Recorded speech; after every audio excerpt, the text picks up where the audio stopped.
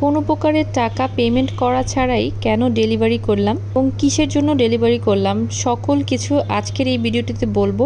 এই কেকটা আমি ডেকোরেশন কিভাবে করেছি সেটাও দেখাবো। এর আগের রেসিপিতে আপনাদেরকে দেখিয়েছি 2 পাউন্ডের চকলেট কেক কিভাবে তৈরি করবেন।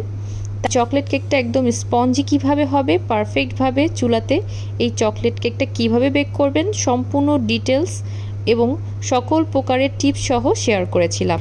আপনারা যারা সেই ভিডিওটি মিস করে এসেছেন তারা আমার এই ডেসক্রিপশন বক্সে তার লিঙ্ক পেয়ে যাবেন, সেটা দেখে আসবেন। আর যারা এখন আমার চ্যানেলটি সাবস্ক্রাইব করেননি প্লিজ সাবস্ক্রাইব মাই চ্যানেল। প্রথমে আমি সুগার সিরাপটা তৈরি করে নিচ্ছি। আমি এখানে 1/3 কাপ পরিমাণ পানি আর 3 টেবিল চামচ পরিমাণ পাউডার সুগার খুব ভালোভাবে মিশিয়ে নিয়েছি। আর এখানে চকলেট এসেন্স ব্যবহার করেছি 1/2 চা চামচের মতন, এতে করে ফ্লেভারটা ভালো আসবে। টপিক্যাল ক্রিম দিয়ে কিন্তু আমি এই চকলেট ক্রিমটা তৈরি করেছি, সেটার ভিডিও কিন্তু আমি অলরেডি আমার চ্যানেলে দিয়ে দিয়েছি। খুব সহজে টপিক্যাল ক্রিম দিয়ে কিন্তু পারফেক্ট হুইপ ক্রিম তৈরি করতে পারবেন, যেটা কিনা অনেক বেশি স্টিফ হবে। আমি 2 পাউন্ডের এই স্পঞ্জ চকলেট কেকটাকে 3টা স্লাইস করে নিয়েছি। 3টা লেয়ার করে এই চকলেট কেকটা তৈরি করব। একটি কেক বোর্ডের উপরে সামান্য একটু ক্রিম দিয়ে একটা স্লাইস দিয়ে দিলাম, তারপর এখানে সুগার সিরাপ দিয়ে দিয়েছি, তারপর 1 এম নোজনের সাহায্যে ক্রিমটাকে একটা পাইপিং ব্যাগের ভেতর ভরে এভাবে করে দিয়ে দিচ্ছি, এতে করে সমানভাবে ক্রিমটা সব জায়গায় ছড়িয়ে পড়বে। চকলেট গানাশ ব্যবহার করছি 2 থেকে 3 টেবিল চামচের মতন। আর এই চকলেট গানাশটা কিন্তু ডার্ক চকলেট গানাশ না, এটা লাইট চকলেট গানাশ, খেতে খুবই ভালো লাগবে।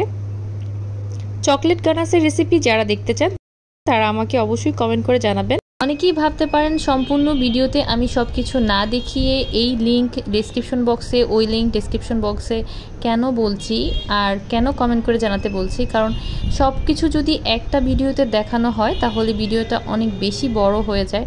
আর বড় ভিডিও আমার নিজেরও করতে ভালো লাগে না, আর আপনাদের তো দেখতেও অবশ্যই ভালো না লাগার কথা। ক্রাম কোটিং করে নিচ্ছি, অল্প ক্রিম দিয়ে প্রথমে আমি ক্রাম কোটিং করে নিচ্ছি। তো সেই চকলেট ক্রিমটার ভেতরে আমি 2-3 ফোঁটার মতন রেড ফুড কালার দিয়ে দিচ্ছি, এটা হালকা একটা পিঙ্কিশ কালার আসার জন্য, যেটাকে বেবি পিঙ্ক বলা হয়। তো তারপরে এই কেকটাকে আমি খুব ভালোভাবে কভার করে নিচ্ছি। ক্রাম কোটিং করার পর আমি এটাকে প্রায় 10 থেকে 20 মিনিটের মতন নর্মাল ফ্রিজে রেখে দিয়েছিলাম।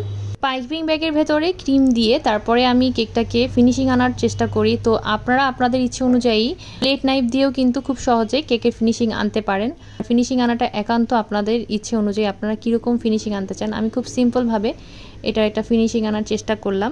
চকলেট গানাশটা একটু বেশি লিকুইড করে ফেলেছিলাম, তাই চকলেট গানাশটার কালারটা এরকম এসেছে।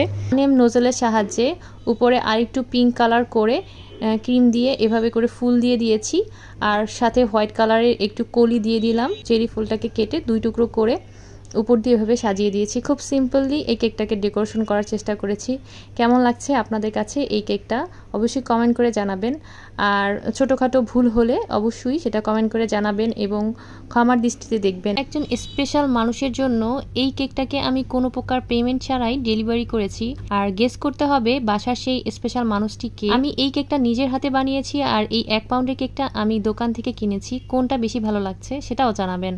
নামি দামি একটা ব্র্যান্ডের কেকের দোকান থেকেই আমি এই ছোট্ট 1 পাউন্ডের কেকটা কিনেছিলাম। তবে মজার কথা হচ্ছে আমি যে কেকটা বানিয়েছি সেই কেকটা নাকি বেশি মজা হয়েছে, যার জন্য বানিয়েছি। এবং আমার বাসায় যে ছোট্ট সোনামণিরা আছে তারা কিন্তু এই পিঙ্ক কালারের কেকটাই লুটে পুটে খেয়েছে।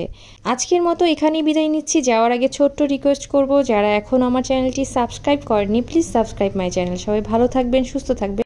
বাই বাই, আল্লাহ হাফেজ।